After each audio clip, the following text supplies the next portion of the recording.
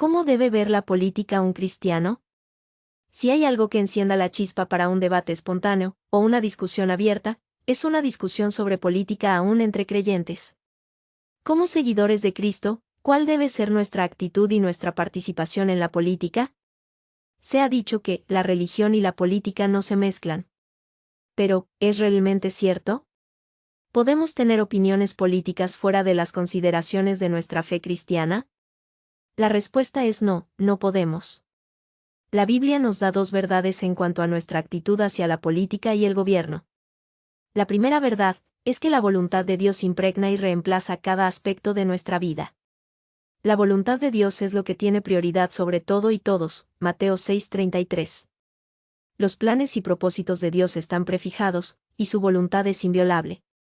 Lo que Él se ha propuesto, lo llevará a cabo, y ningún gobierno puede frustrar su voluntad, Daniel 4:34-35. De hecho, es Dios quien quita reyes y pone reyes, Daniel 2:21, porque el Altísimo gobierna el reino de los hombres, y a quien Él quiere lo da, Daniel 4:17.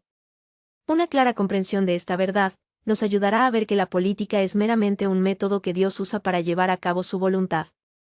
Aunque hombres perversos abusen de su poder político, utilizándolo para el mal, Dios lo usa para bien, y sabemos que a los que aman a Dios, todas las cosas les ayudan a bien, esto es, a los que conforme a su propósito son llamados, Romanos 8:28. En segundo lugar, debemos estar conscientes del hecho de que nuestro gobierno no puede salvarnos. Solo Dios lo puede hacer. Nunca leemos en el Nuevo Testamento que Jesús, o cualquiera de los apóstoles invirtiera ni tiempo ni energía enseñando a los creyentes sobre cómo reformar al mundo pagano de su idolatría, inmoralidad y prácticas corruptas por medio del gobierno. Los apóstoles jamás instaron a los creyentes a demostrar desobediencia civil para protestar contra las injustas leyes o los regímenes brutales del Imperio Romano. En cambio, los apóstoles les ordenaron a los cristianos del primer siglo, así como a nosotros hoy, proclamar el Evangelio y vivir vidas que den una clara evidencia del poder transformador del Evangelio. No hay duda de que nuestra responsabilidad para con el gobierno es obedecer las leyes y ser buenos ciudadanos, Romanos 13:1-2. Dios ha establecido toda autoridad, y Él lo hace para nuestro beneficio, para castigo de los malhechores y alabanza de los que hacen bien, Primera de Pedro 2:13-15. Pablo nos dice en Romanos 13:1-8 que la responsabilidad del gobierno es gobernar con autoridad sobre nosotros. Esperamos que para nuestro bien, para recaudar los impuestos y guardar la paz.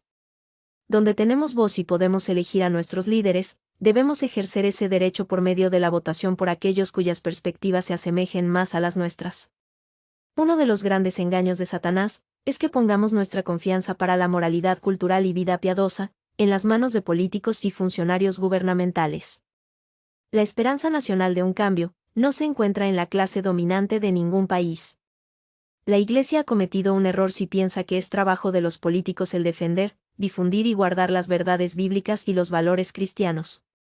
El objetivo de la Iglesia, de acuerdo al propósito de Dios, no se encuentra en el activismo político. En ninguna parte de la Escritura se nos ordena invertir nuestra energía, nuestro tiempo, o nuestro dinero en los asuntos gubernamentales. Nuestra misión radica, no en cambiar a la nación a través de reformas políticas, sino en cambiar los corazones a través de la palabra de Dios. Cuando los creyentes piensan que el crecimiento y la influencia de Cristo puede de alguna manera ser aliada de la política gubernamental, corrompen la misión de la Iglesia. Nuestro mandato cristiano es propagar el Evangelio de Jesucristo y predicar en contra del pecado de nuestra era. Solo cuando los corazones de los individuos en una cultura sean cambiados por Cristo, esa cultura comenzará a reflejar el cambio. Los creyentes a través de los siglos han vivido, y aún florecido, bajo gobiernos antagonistas, represivos y paganos. Esto era especialmente cierto con los creyentes de los primeros siglos, quienes bajo despiadados regímenes políticos, mantenían su fe bajo una enorme tensión cultural. Ellos entendían que eran ellos, y no sus gobiernos, quienes eran la luz del mundo y la sal de la tierra. Ellos se adherían a la enseñanza de Pablo de obedecer a sus autoridades gubernamentales, y aún honrarlos, respetarlos y orar por ellos, Romanos 13:1-8. Aún más importante, es que ellos entendían que, como creyentes, su esperanza residía en la protección que solo Dios provee. La misma verdad se aplica a nosotros en la actualidad. Cuando seguimos las enseñanzas de las Escrituras, nos volvemos la luz del mundo, como Dios nos diseñó para llegar a ser, Mateo 5:16. Las entidades políticas no son la salvación del mundo. La salvación de toda la humanidad ha sido manifestada en Jesucristo. Dios sabía que nuestro mundo necesitaba ser salvado, aún mucho antes que cualquier gobierno nacionalista se hubiera formado. Él le demostró al mundo que la redención no podía lograrse a través del poder del hombre, su poder económico, su poderío militar o su política. La paz mental, la alegría, la esperanza y el gozo y la salvación de la humanidad se logra solo a través de su obra de fe, amor y gracia.